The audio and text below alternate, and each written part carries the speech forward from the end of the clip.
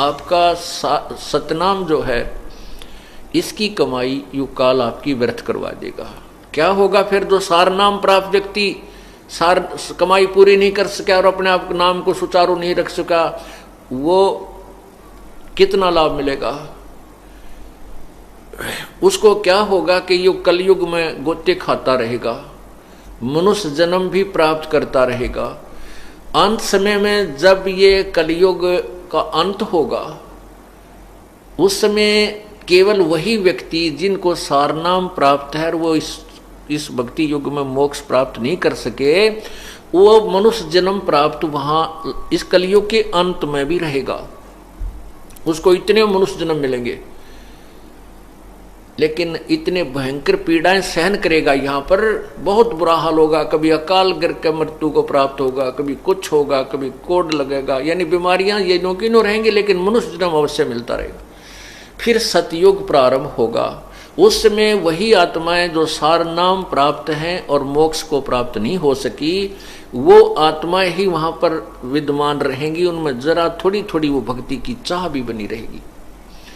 उनके घर फिर अच्छी आत्माएं और आत्माएं जो सतनाम की कमाई जो शेष रह जाती है, क्योंकि बहुत लंबी कमाई है सतनाम की, बहुत ज्यादा पुण्य आपको मिलते हैं, वो बच्चे फिर उनके घर जन्म होगा। फिर उनकी अच्छी संस्कारी हंस सतयुग के प्रारंभ में जन्म होता है। और फिर क्या होता है कि जैसे कलयुग की लास्ट में क्या लिखा है कि 3 हाथ अंश 3 हाथ अंश खेच लेत कलयुग धरती का, उगे कोई ना बीज हाल कह दो पृथ्वी का। कलयुग के अंत में क्या होगा? इन राज्यों की रीत कहूं मैं तो से हंसा, घर घर लोहा बर्तन धन भाई ना देखण को कंसा। कलयुग में संत परमात्मा ने, कबीर परमेश्वर ने 250 वर्ष पहले और 600 वर्ष पहले स्वयं, और 250 वर्ष आज से 250 वर्ष पहले गरीबदास जी को यह ज्ञान दिया था। और गरीबदास साहिब जी ने उस समय अपनी अमृतवाणी में ग्रंथ साहिब में लिखा है कि इन राज्यों की रीत कहूं मैं तो से हंसा, और घर घर लोहा बर्तन धन ना देखण को कंसा। पहले कांसी के बर्तन हुआ करते, हमारे समय में उन्होंने खूब प्रयोग किए।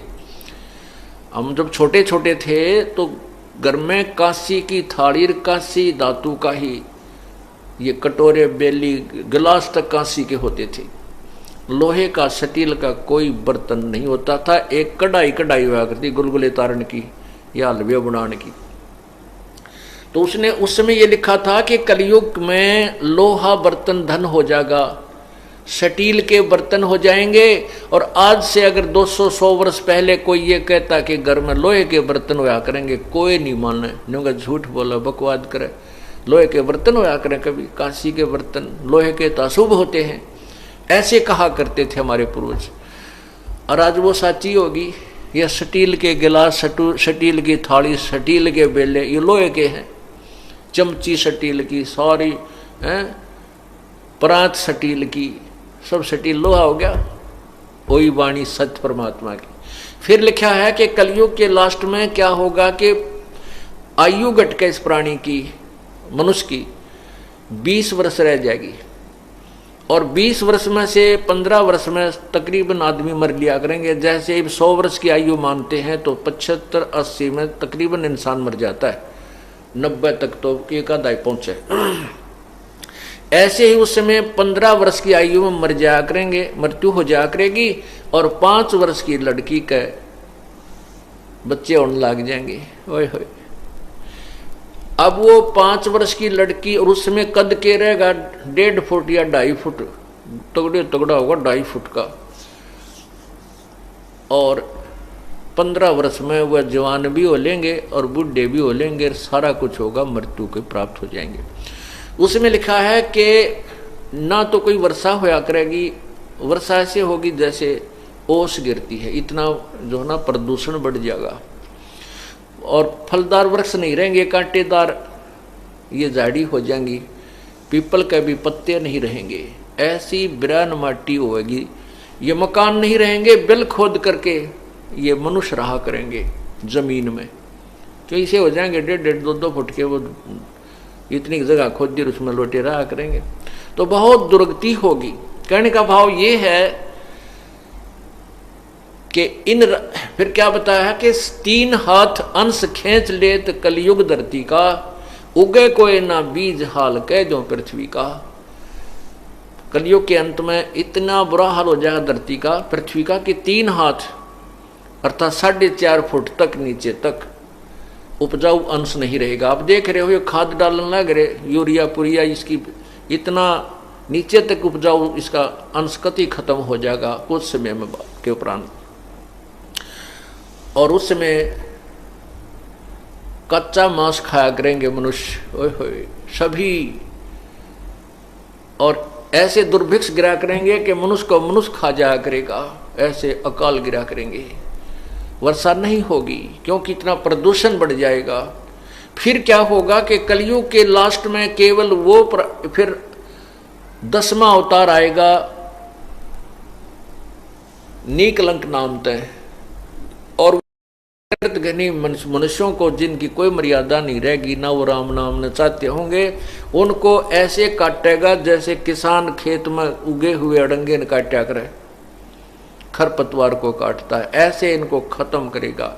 उस समय केवल वो हंस बचेंगे जो वर्तमान में जिनके पास सार नाम होगा, ले लिया और वो पार ना होंगे, सतनाम ले लिया और वो पार नहीं हो पाए। केवल वो हंस मनुष्य जीवन में होंगे तो वो इतने ही, लेकिन उनमें भक्ति की चाह फिर भी बनी रहेगी, वो शेष रहेंगे।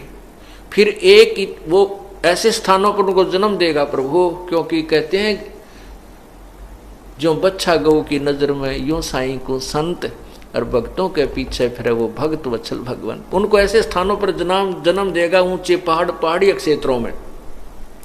और फिर इस पृथ्वी का जो एंड कलयुग का अंत होगा, इतनी जबरदस्त वर्षा होगी कि पूरी पृथ्वी पर सैकड़ों फुट जल खड़ा हो जाएगा, ऊपर के पहाड़ी क्षेत्र को छोड़कर।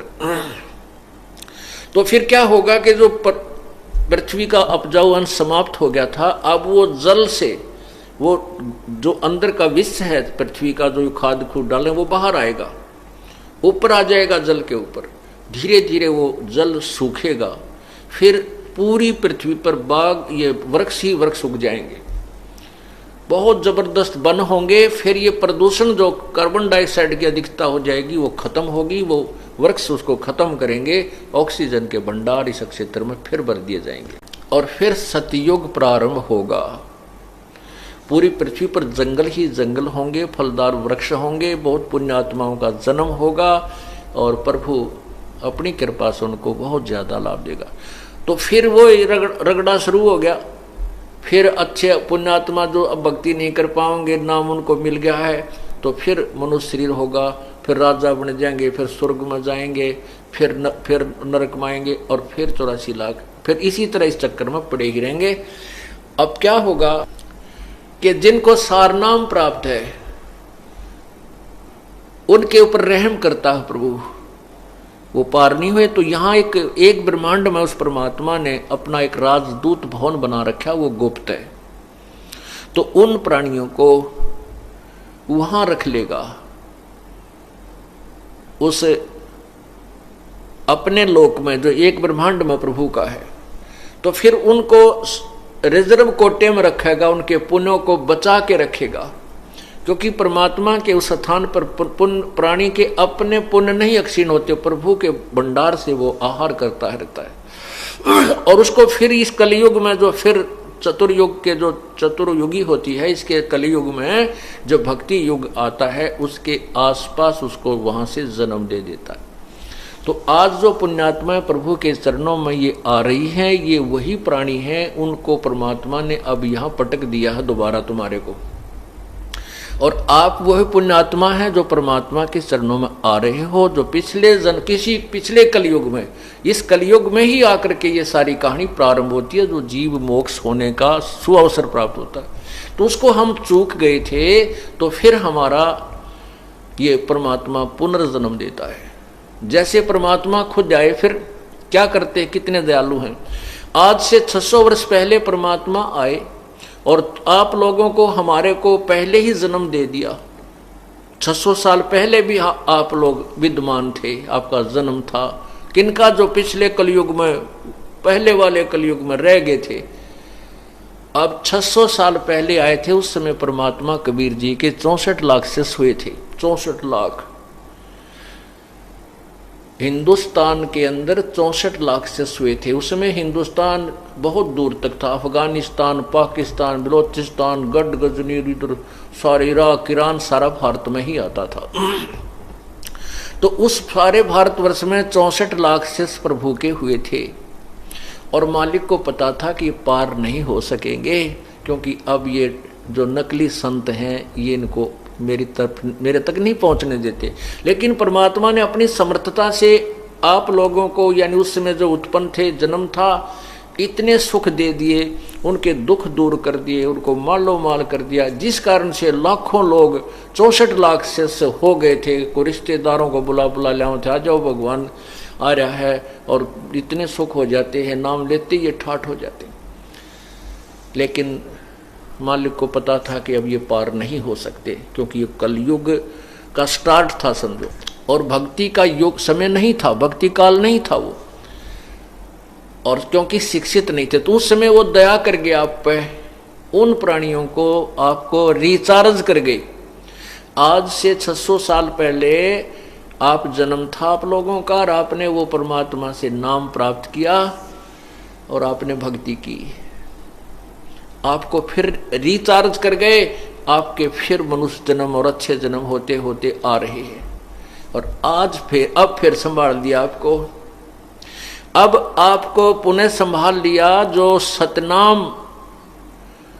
सतनाम तक प्राप्त करके मृत्यु को प्राप्त हो गए थे और मोक्ष प्राप्त नहीं कर सके, उनमें से, और अब आपके घरों में जो जन्म होगा वो सारनाम प्राप्त प्राणी, जो किस पिछले कलयुगों में रह गए थे, पार नहीं हुए थे, उनको आपके घरों में जन्म होगा, क्योंकि पहले उनके लिए आपका अपना खेत संवार दिया, उनके माता पिता को तैयार कर दिया, भक्ति पर दृढ़ कर दिया।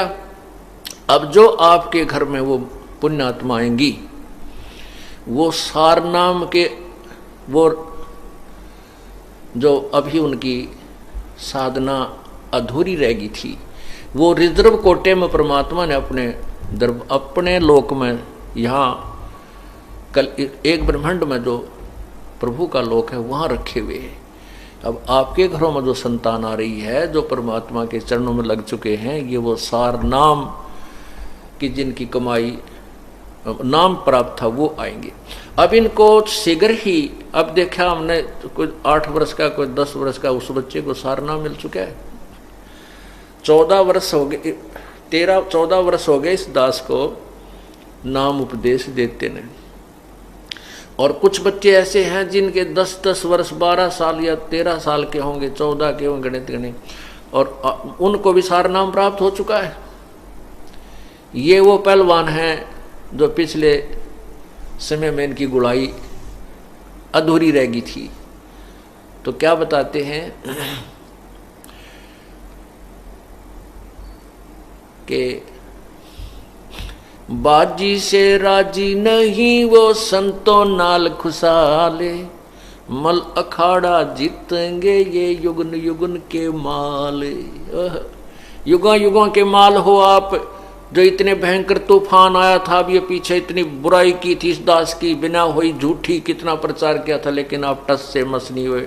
आप वो माल हो, उस परमात्मा के पहलवान हो, पिछले जन्म जन्मांतर से आप इस साधना को करते हुए आ रहे हो।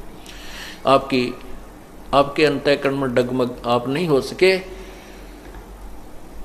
तो इसलिए कहा कि मल अखाड़ा जीतेंगे ये युगन युगन के माल। अब जो प्रसंग चल रहा है कि कोट जन्म तन भर मत होगे, कुछ ना हाथ लग्या रे, कुकर शुकर खरबोया बोरे, कौआ हंस बुगारे। अब आप कितनी मार खा जाओगे अगर इस रास्ते को नहीं अपनाया, ठीक ढंग से नहीं चले।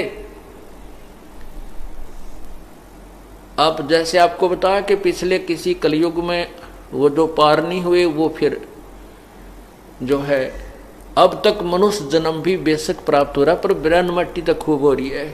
ये क्या जीवन है इस जीवन मनुष्य का, यहाँ पर कोई जीवन नहीं है। बुरा हाल, कभी कैंसर होगी, कभी किसी कारण से मर गया, कभी कोई आपत्ति है, कभी किसी की चीज की टेंशन है, और यहाँ कोई जीव सुखी नहीं। तो इसलिए आपको ये सब ज्ञान बता करके कहाँ लाना चाहता ये दास कि इस काम न बढ़ाओ मत, इसको फिनिश करो, इसको समाप्त करो। क्या बताते हैं, समझा है तो सिर धर पाओ, बोर नहीं रे ऐसा दाव। और फिर कहते ये बातें कहन सुन की नहीं भाई, कर पाड़ने की है।